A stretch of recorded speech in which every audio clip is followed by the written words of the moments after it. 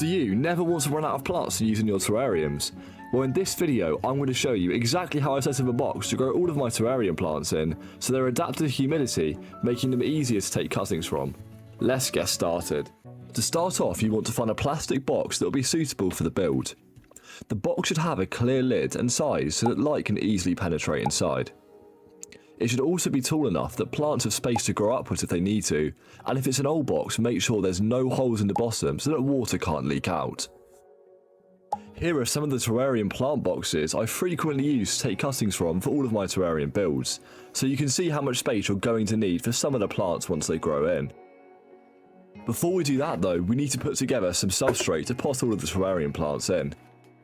The first component we're going to be using is cocoa coir. It's a good replacement for something like peat moss in Substrate as it's sustainable and cheaper. It also looks good in a tropical soil due to its colour, and it has excellent water retention qualities. We're going to add 2 parts into a container here. The next component we'll use is worm castings. It provides essential plant nutrients promoting growth. It also improves the structure of the soil through water retention and soil aeration. And finally, it also looks good in the tropical soil and fits the theme well. The next part of the soil is lava rock. It provides a place for healthy bacteria and fungi to grow in the soil, improving its health. It also stays in place in the soil and won't move to the surface. And finally, it's sustainable and blends in well as opposed to something like perlite. The final component is going to be sphagnum moss. There's not a ton to say here. It retains moisture well, it's nutrient rich, and it's light and airy. After this, I gave the soil a good mix until all the parts were evenly distributed through. We can now start work on the plant box. I'll also be recommending some of my favourite terrarium plants as we go through. We'll start off by taking a cutting from this Paulownia repens. This is one of my favourite terrarium plants due to its multicoloured leaves. The mother plant that I have here sends off many long vine-like sections of plant that we can chop off and stick straight into the soil. Just simply add a generous amount of substrate into a pot and then stick the stem straight inside. The species will happily send out its new roots from this method and will soon be producing extra vines of its own. This is another Paulownia here that I use the same method on, and as you can see it's starting to get quite large, so I'm going to repot it. The next plant is this Pilea Moon Valley, which is an easy one to propagate. Again, you only need to stick the stem straight into the substrate and it will shoot out new roots. I love this plant because of its vibrant green leaves, and it will even sometimes send out many white flowers. The next plant is a Peperomia caparata. It can be propagated by simply pulling out some leaves and sticking them straight into the substrate. This is how I grew the mother plant that you saw on screen to the left. It's now time to propagate some climbing plants, starting with this Ficus quercifolia. I'm going to be using this spare pot tray I had, so there's a large area for it to grow out on. I'm going to be placing the ficus over the substrate and pressing it down.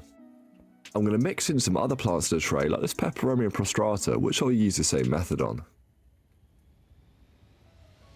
If you don't already use climbing plants in your terrariums, I can't recommend them enough, as their small leaves will really add another layer of detail to your scapes. This Peperonia marginella is next, which is pretty small but another good one, and finally I'll be using this Legionella unicata. I'm going to start placing everything in the box now, placing the shorter plants at the front so they don't get blocked by sunlight from the larger plants. Fittonia are up next, and they're a super easy one to propagate, needing only to be pressed down into the soil. I've pretty much never had a Fittonia fail propagation, and they're pretty reliable. You can see me using a few different colours here, and these are readily available in most plant stores or even in places like B&Q. Next up, I'm rehousing this begonia from another terrarium as it became way too large for the setup. It's a good idea to store this in a plant box due to the high humidity, which will keep it happy. This silver pilea is up next, and is another one for stem propagation.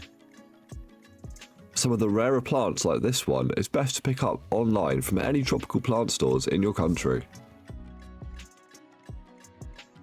I'll be using these polka dot plants, which I've got a few different colours of. I really love using these because they shoot straight up and grow pretty tall, sending out their spotted leaves. After setting up this red one, I repotted this Paulownia Pulchra as I was taking apart its old setup.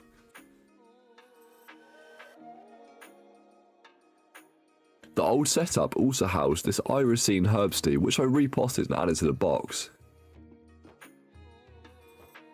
After this, to fill in the rest of the gaps, I used another polka dot plant and some asparagus fern.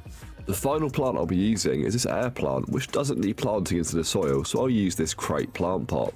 The box was now pretty much finished, and as you can see, we've got a nice wide range of tropical plants here, and I can recommend all of these to start your collection. By housing all of the plants this way, the transition into the terrarium will not be too dissimilar from their current humidity conditions, making them much more likely to survive propagation. The idea here is to over time grow up some new mother plants that we can take cuttings from and use again in the future. I'm giving the whole box a spray down with deionized water, and I'm going to add some extra water to some of the larger plants.